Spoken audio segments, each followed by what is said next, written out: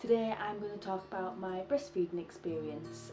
It's something that I think a lot of people are interested in, and hopefully this video can be of some use to new mums or expecting mums that want some more information on breastfeeding to get a honest opinion on it. So I first decided to breastfeed when I was pregnant. I decided quite early on that that's what I wanted to do. I'm very stubborn, so once my mind was made up, that was it. There was no backing out. There was no way I was going to fail. I was going to make it work. Nobody in my family have any experience of breastfeeding, no awareness of breastfeeding, and all information back when, say, my mum was pregnant 25 years ago. There's been research done, there's new techniques, new ways of supporting mums, so all that has completely changed, and it's all completely new from when my mum did it or from when my grandma did it, etc. So the only advice I ever got from any of my family was that it hurt. That was the only advice or wisdom that I received from them. And to be honest, I'm lazy. I didn't want to have to do bottles and sterilise bottles and carry bottles around. It just seemed like so much hard work and also really expensive. When you add up the cost of formula and everything else, I'm sure it does add up. You know, it's not something that everybody can afford. So, you know, breastfeeding is best for baby and for the family. We also went to our NCT class, and within the weekly sessions there was one session that was dedicated to breastfeeding, and I'm going to be honest, it was rubbish. The woman was really unhelpful, but I have a friend that also went to NCT and she had a breastfeeding session just the same as us, and she said her woman was fantastic and she found her to be really helpful. So it just depends who you get on the day, but NCT classes in general, I would highly recommend those for new mums. Big thumbs up for NCT. So skipping forward to when Alex was born, I had an emergency C-section with Alex, so I stayed in hospital for 2 days. And during that time, I was manhandled by the midwives, which I'm not complaining about because it meant my baby got fed. So when he was first born, I was all drugged up, and the midwife came and had his head, and literally my mum was like, but she had his head, my boob in the other hand, and she was trying to get him to latch on, because as soon as his mouth was opening to be really wide like that, she would then try to whip him onto the boob. So I was just like, whoa. I didn't expect it, because in the NCT class you're holding a doll and like through your clothes and pretending to, it was just, I just felt ridiculous in the NCT class. So none of what I learned in the NCT class was there when I needed it. So yeah, plus it's real life when the baby arrives. Anyway, so yeah, feeding in the hospital. So there was the first time of grabbing his head and latching him on that way, and then I fell asleep once we got taken to the ward, had a couple of hours sleep, and then got woken up to say your baby needs feeding, no problem. So trying to latch him on, and he was sleepy, he didn't want to latch on. So then the midwife grabbed me again and showed me how to hand express, which you can do whilst you're still pregnant to try and get the milk to come. Now, you might know, you might not know that you have colostrum first. That's what comes out first for the baby. Really rich, really good for the baby. That's the best bit. So even if you don't breastfeed for very long, if the baby's got that colostrum, they're off to a really good start. So anyway, she was showing me how to hand express, and then she would syringe what she could, like literally teeny tiny droplets were coming out, and we would syringe those and then try and give them to Alex. He just wasn't interested. But you know, we persevered with actual feeding, and we cracked it by the time we had to leave the hospital. We had breastfeeding support volunteers coming around, and they handed out flyers and cards for us to take home if we needed them in the future, which we did. So getting home and the early weeks, my milk didn't come in till around day 6. It took a while. From feeding a lot, you're going to get sore nipples and dry nipples because they've gone from being not touched hardly ever to having a baby sucking on them 24/7. So they did get sore and they did get cracked.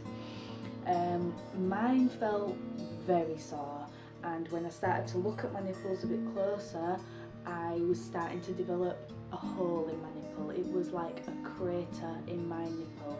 It was so painful. I remember sitting on this very couch with the curtains closed, crying, just with my top off, bra off, boobs hanging out, baby attached, and I would just be crying in pain. It was awful. It was the worst pain ever. It sucked. It was really, really horrible. I tried cold wet tea bags to try and relieve the pain, but it didn't work. Nothing worked. So we ended up going to a baby cafe. We went to a couple of baby cafes actually, and they showed you different ways of holding the baby. So you've got your normal cradle hold where the head's here and holding the baby, and they showed me the rugby hold, so the head is in your hand and the body is at the side of your body and you hold them that way. That one helped a little bit to ease the pain because he was sucking on a different part of the nipple, but it still hurt. I still winced every time. Winced is an understatement. I cringed. I can't even describe it. It was awful. So went to visit another baby cafe, and they had a look in his mouth and noticed that he had a tongue tie, which I have, which my brother has, which my mum has, which has caused all my pain. So his latch was absolutely fine, but the problem was when he was sucking, his tongue wasn't able to get enough nipple and areola to extract the milk, so he was literally sucking on the very tip of my nipple, which is why I developed a hole in my nipple. So we got referred for a tongue tie, for the tongue tie to be snipped in the hospital. So that was at week 6 we had that done, which is a long time to be in pain for, let me tell you. So we walked down to the hospital. We don't live far away from the hospital. We walked down, went to see the woman, and took Alex's cardigan off, got him all settled, handed him over, we took him away, and she said to me, okay, so we're just going to go and do the procedure. It won't take 2 minutes, and when we come back, if you can be ready, and we can place him onto the boob. No problem. So I unbuttoned and got myself ready to whip my boob out when he arrived. So we sat waiting, and then all of a sudden I hear the most piercing scream ever. I was like, oh, that's my baby, that's my baby. And he was like, no, it wasn't Alex. It wasn't Alex. And I started crying. I was like, I know it was my baby. Oh. And it was Alex. He was screaming. Anyway, they brought him back in, and he had crusty blood all over his chin and a bit down his top. Oh, it was such a state. They'd swaddled him as well, and Alex hates being swaddled. So took him off the woman and tried to latch him on, wouldn't have it. Tried to latch him on the other side, wouldn't have it, and he was still screaming his head off. He was not a happy bunny. So she said, okay, don't worry, take him home, let him have a rest, and then try again in about an hour and see if he'll latch on. Okay. So got Alex all nice and dressed with his cardigan, tucked him in because it was about this time last year and it's freezing, it's currently snowing outside. Tucked him all in his pram, went out of the ward and out of the hospital. I was like, whew, feels a bit cold. I'm like, oh no, I'd forgotten to blooming cover myself back up in all the commotion of sorting Alex out. I'd completely forgotten, so I'm quickly covering myself back up. So that's a funny story at least. I can laugh now. After the tongue tie, literally 2 days after, feeding was a dream. I can't tell you how easy it was. The pain had disappeared. Yeah, and the last thing in those early weeks that I'm pretty sure nobody told me about was cluster feeding and growth spurts. It's something I ended up Googling at 2, 3, 4 o'clock in the morning. Your baby is going to cluster feed. They're growing constantly and they will be attached to you constantly. It's full on. Be prepared for it. No one told me about it, so at least you've been forewarned. So moving on to feeding in public. I remember the first time that I fed in public. It was with my mum at the top of the road and I was really nervous about it. I think I had expectations versus reality, and I blame social media for this. My expectations were that I was going to start feeding Alex and people would come up and be like, "That's disgusting, put your boob away, you should only be doing that at home. I don't want to see that." You know what I mean? You see it all over the internet. If you decided to breastfeed, you've probably seen all this. And that's what I expected, so I thought that I had to cover up to save everybody else from having to see me feeding in public. So I remember my food arrived and then all of a sudden Alex wanted feeding, typical. So I remember feeding off this side so that my arm blocked everybody's view so that they couldn't see anything. So I was doing that and then my mum was fiddling and putting the scarf over so that was all covered, but I couldn't see Alex. I needed to be able to see to make sure he was latched on and he hadn't fallen off, and it were a bit of a farce really, but we managed. I got by. So what I would recommend for new mums worrying about feeding in public is have a practice at home in front of the mirror. Yeah, just practice really, and don't worry about covering yourself up.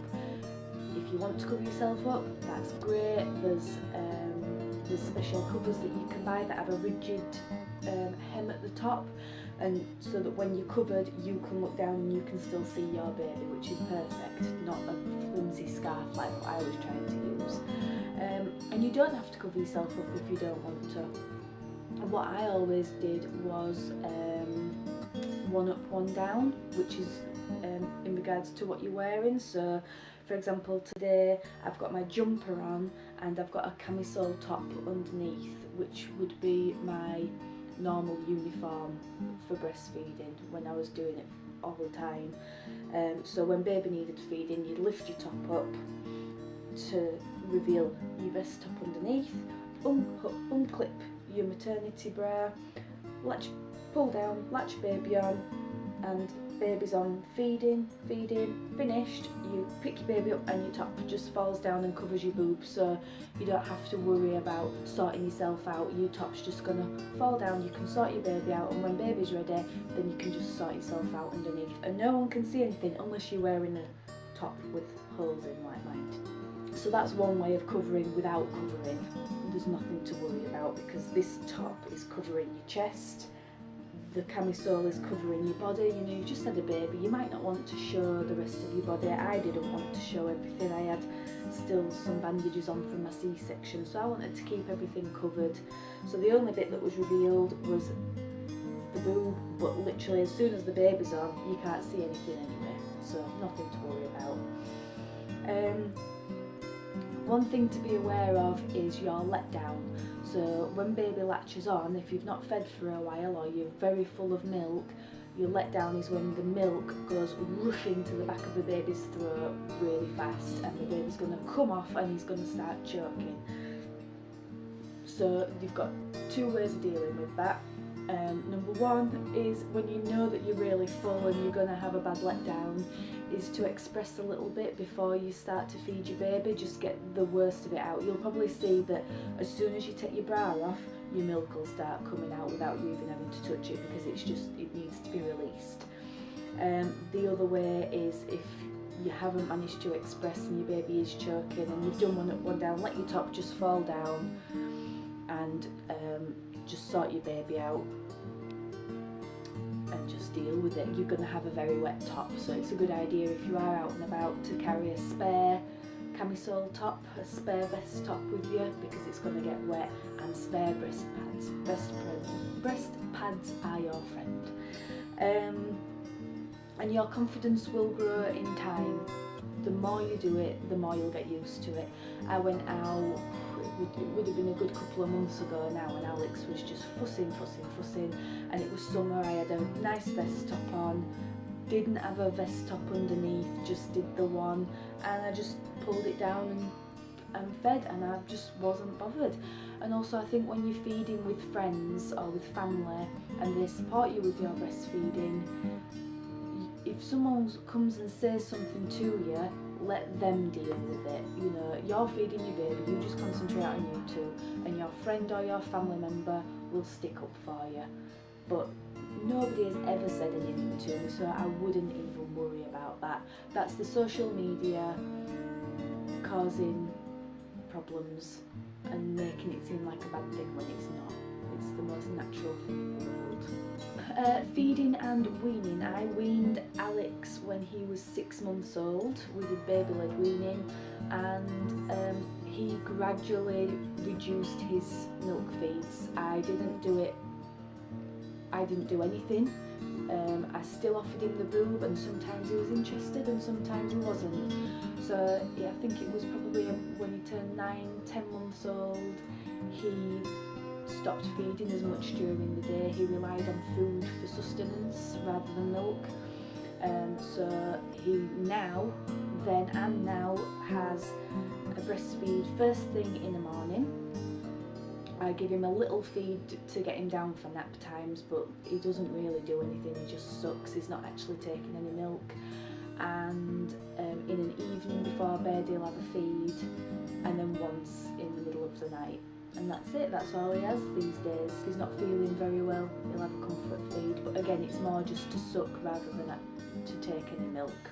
Alex is now 13 months, almost 14 months old, and we are still breastfeeding. As I just said, morning and night mainly is when he has his feeds, and there's no signs of stopping that yet. I'm happy, he's happy.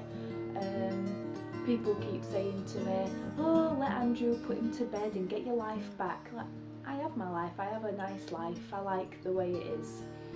You know, I didn't have a baby to keep my old life. I'm enjoying it. It's what I was made to do. I love it. So I wanted to share with you some of my feeding accessories that I thought were the most beneficial and ones that I would recommend. So the first things are cheap vest tops. Primark, New Look, really cheap. Black ones, white ones, nude ones. Stock up on those feeding tops. Well, I call them feeding tops, but they're just vest tops because they go underneath absolutely everything. And when you first start, your milk's going to leak a lot and you're going to have to change it every day. So camisole tops for the win. Next up we've got nipple cream. This is my Lancino nipple cream. This was my second tube, which I got just after we had his tongue tie done. So yeah, I'd recommend this cream. Breast pads. Now you want two different types of breast pads. I got the disposable breast pads. These ones aren't very good. These are just padded and then they've got a waterproof backing, I think. The best ones I thought had an adhesive on the back and they actually stuck into your bra. They were the best ones I found, but they were really cheap. And then I bought these off eBay. These are reusable breast pads and they're like a bamboo type material. So these are really good. I like these a lot. I'll be using those next time. And feeding bras. So I have nighttime bras and daytime bras. I don't wear them anymore, but this is a nighttime one. It's got the, I don't know if you can see, but it crosses over at the front, so when you're half asleep you just pull it to one side to reveal whichever boob you're feeding out of. That's the nighttime ones. They're from Mother Care. And my daytime one, I have a black one and a white one, very boring, nursing bras, and these have the clips to release the cup. This took some practice because remember you have to do this with one hand, so it takes some practice learning how to unhook and then hook it back on with one hand. but you soon get the hang of it when you've done it more than 10 times in a day. My feeding bras, the best ones I found were from Marks and Spencer. That's that. And now this isn't for everyone, that everybody wants one of these, but I bought myself a feeding pillow. And this I just would put around my waist, place baby there, and then I could just lean forward and relax and not have to use any of my arms to hold him up, because when you're holding your baby for God knows how long, every day, every couple of hours, your arms start to ache. So I found this really useful, and it goes in the wash easy. I think it was £5 off eBay, so that was a really good buy. Muslins, you'll need lots of muslins for those early days to catch up the spit, to catch your leaking milk. Yeah, muslins are a vital investment. And that is it. I want to say how positive breastfeeding is. Me and Alex have such a good bond. I love feeding Alex. When we're alone together at night time and we're putting him down to bed, I get to have 15 minutes with him where he's just quiet, suckling away, and yeah, you know, sometimes I have a little cry to myself that this isn't going to last forever, but I just have to enjoy the moment and enjoy it whilst I can. Breastfeeding, it's the best thing I've ever done. I love it, absolutely love it, and I wouldn't change it for the world.